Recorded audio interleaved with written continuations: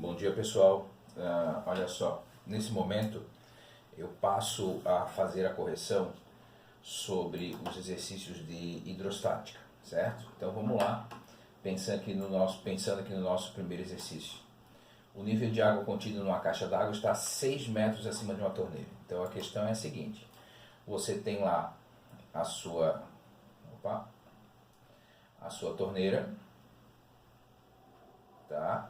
Aí tem aqui o encanamento que vai até a caixa d'água.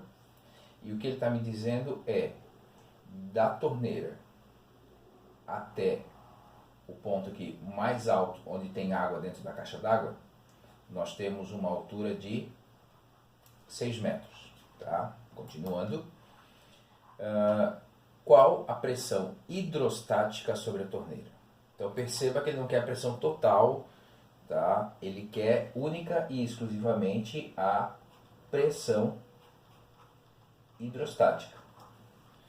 Como nós vimos na aula passada, a pressão hidrostática ela depende da massa específica do líquido vezes a aceleração da gravidade vezes a altura da coluna de líquido que está sobre ele. Bom, quando eu vou lá e vejo os exercícios, os dados, ele está me dizendo que a densidade da água é 1000 kg por metro cúbico.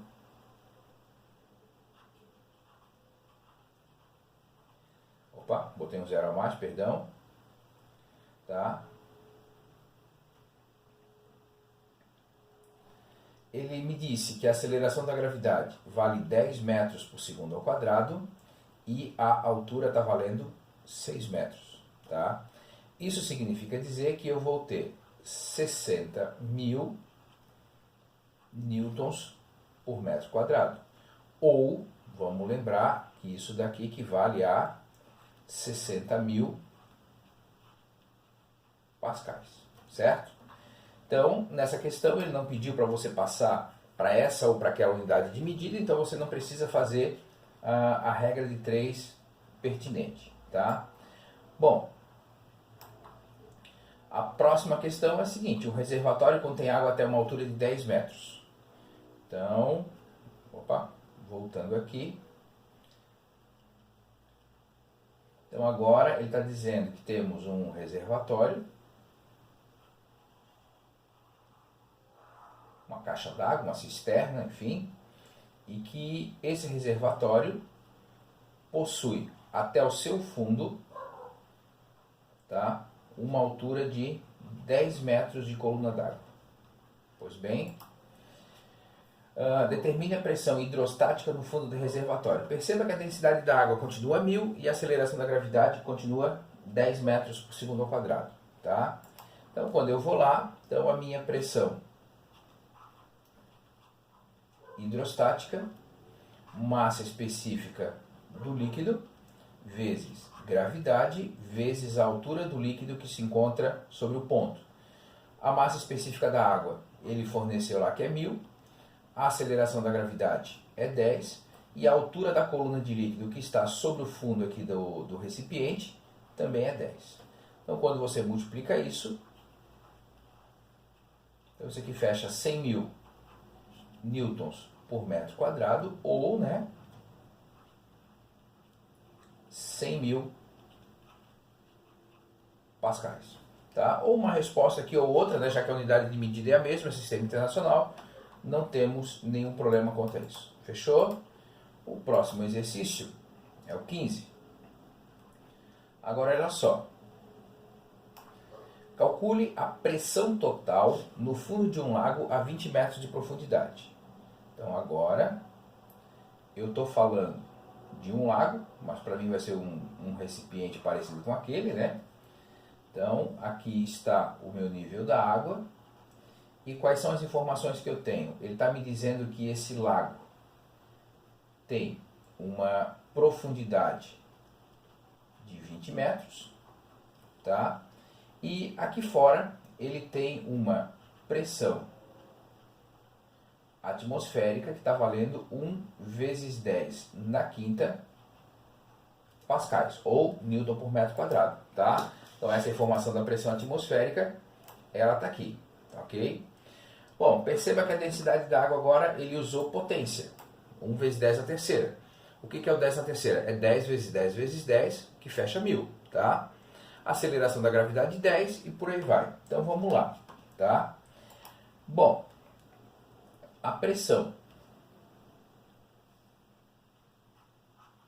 total ou absoluta, ela é a pressão atmosférica mais a pressão hidrostática. Bom, se você quer calcular essa pressão hidrostática separado, ok, mas vamos pensar o seguinte, ó. A pressão atmosférica, eu já sei o valor, a pressão hidrostática é a densidade do líquido vezes a gravidade vezes a altura. Então isso aqui está valendo 1 vezes 10 na quinta. O que é 10 na quinta? É 10 vezes 10 vezes 10 vezes 10. Então isso aqui vai dar 100 mil. Mais massa específica do líquido, 1000. Vezes gravidade. Vezes a altura de líquido que está sobre o ponto. Quando você faz isso, você vai encontrar 100 mil mais 200 mil, tá? Então, isso aqui fecha 300 mil newtons por metro quadrado, tá? Ou pascais lá, tanto faz. Bom, vamos lembrar, só para matar a saudade, né? Como é que a gente passa isso para notação científica? Para passar para notação científica, eu vejo aqui qual é o primeiro número diferente de zero. Então, vai ficar 3,0, por exemplo, vezes 10. Quantas casas eu desloco a vírgula? Daqui para cá, 1, 2, 3, 4, 5. Então, Newton por metro quadrado. Se eu quiser deixar, tá? Nesse tipo de notação aqui, ó.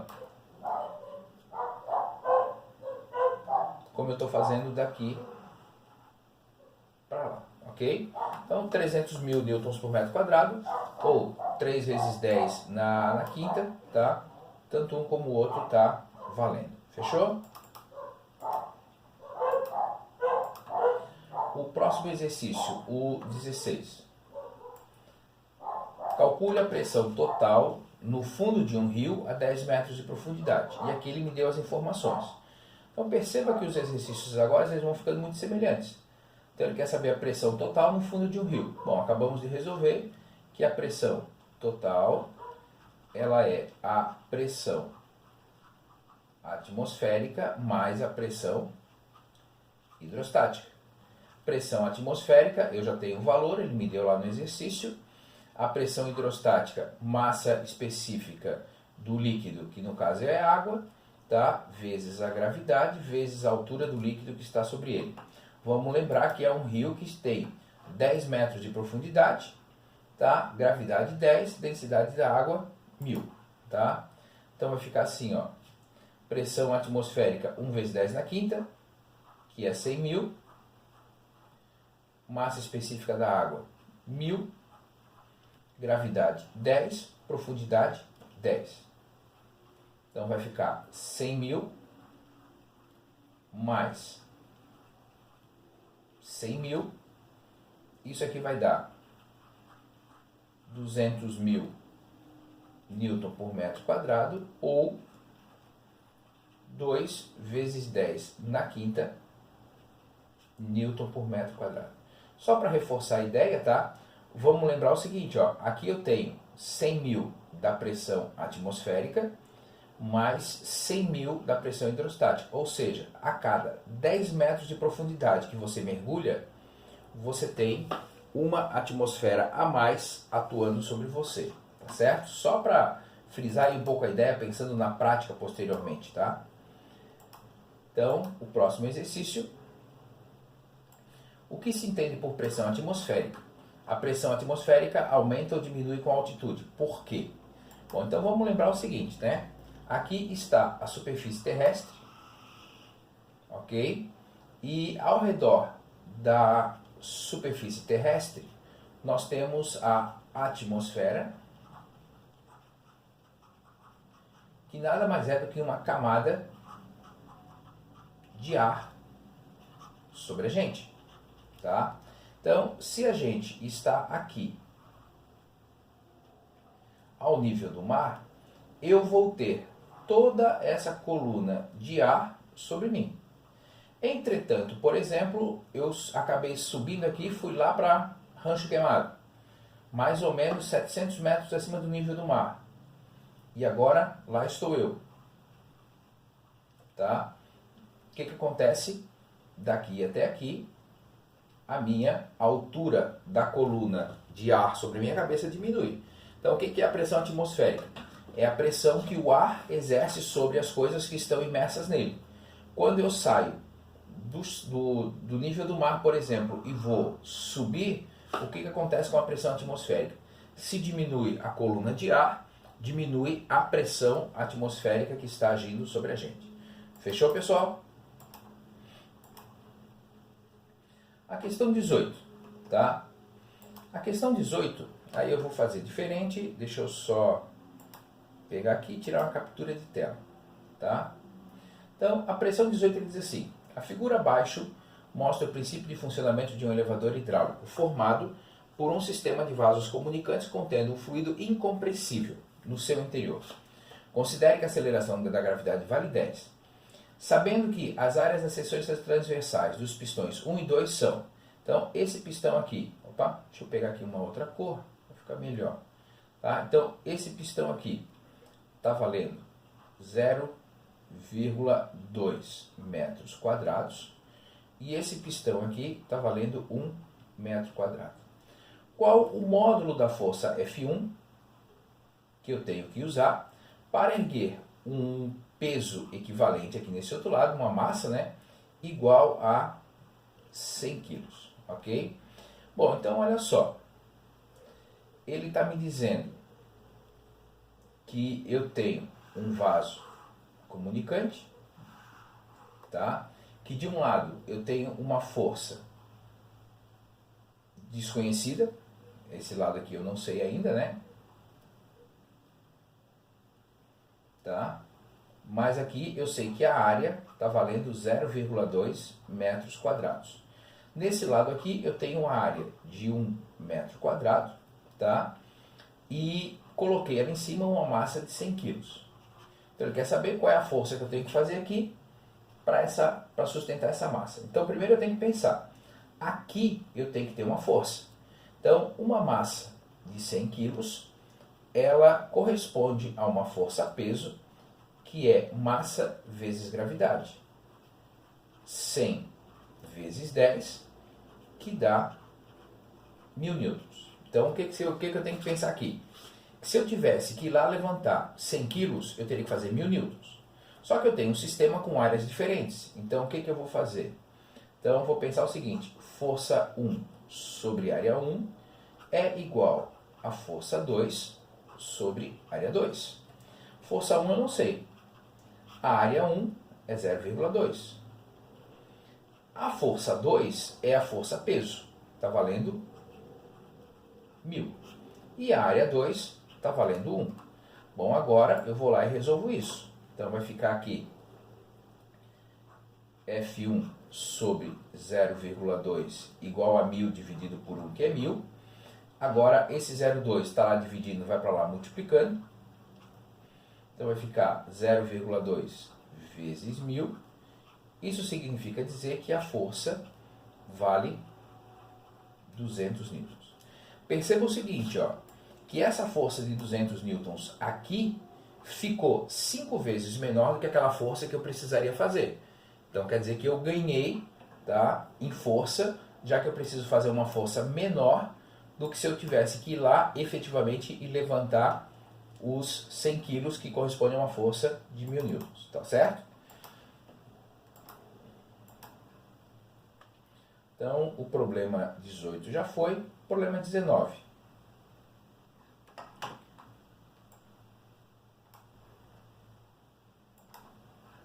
Tá, deixa eu fechar isso aqui.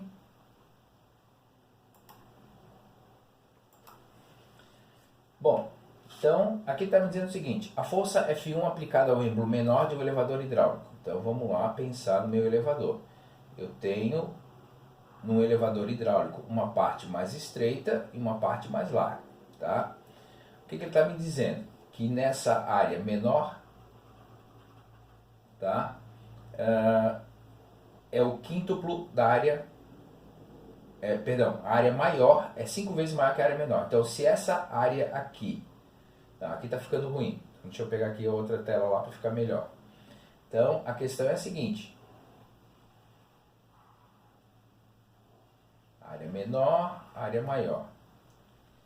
Se essa área aqui está valendo x, essa área aqui é 5 vezes maior, 5x, tá? Voltando lá para o meu problema. E que a força F2 exercida sobre a área maior é 2.000 newtons. Então, a força exercida sobre a área maior é de 2.000 newtons.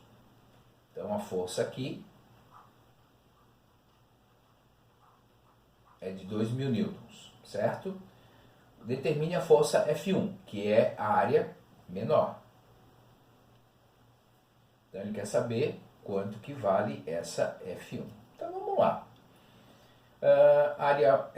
Força 1 sobre área 1 é igual a força 2 sobre área 2. Tá? Então, vou ficar F1 sobre x igual a F2, que é 2.000 sobre 5x. Bom, então vamos lembrar o seguinte. Como eu tenho aqui o x de um lado e x do outro, eu posso cortar esse x com esse x. Então, o que sobrou? F1 sobre 1 igual a 2.000 sobre 5. Como é uma divisão, esse 1 aqui não precisaria aparecer, mas eu estou reforçando a ideia, porque senão daqui a pouco você acha que é zero e aí complica as coisas, tá? Então quer dizer que essa minha força F1 vai ser 2.000 dividido por 5, que vão ser 400 newtons. Talvez você esteja pensando, pô professor, eu não ia ter essa sacada de usar x. Então vamos pensar o seguinte, se eu dissesse que essa área vale 10 centímetros quadrados, essa área teria que ser o quê? 5 vezes maior. 5 vezes 10, 50 centímetros quadrados. Se eu dissesse, aqui tem 1 centímetro quadrado, lá vai ter que ter 5 centímetros quadrados. Então, se eu usar valores que respeitem essa proporção, também vou chegar na resposta certa, tá certo? Bom, o próximo exercício é o 20.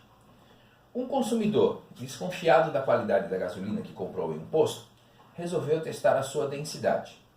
Em um sistema de vasos comunicantes contendo inicialmente água, de densidade 1, despejou certa quantidade de gasolina. Após o equilíbrio, o sistema adquiriu a aparência abaixo. Tá? Determine a densidade da gasolina. Bom, todo mundo sabe, pelo menos eu espero que sim, que a densidade da gasolina ela é menor do que a densidade da água. Então, isso significa dizer o seguinte, vamos pensar aqui, vamos começar a organizar aqui o desenho. Então, eu tenho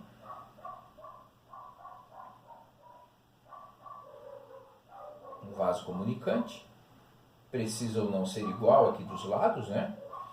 Tá? Aqui eu tenho um nível mais baixo, tá? Eu tenho aqui água por tudo isso daqui.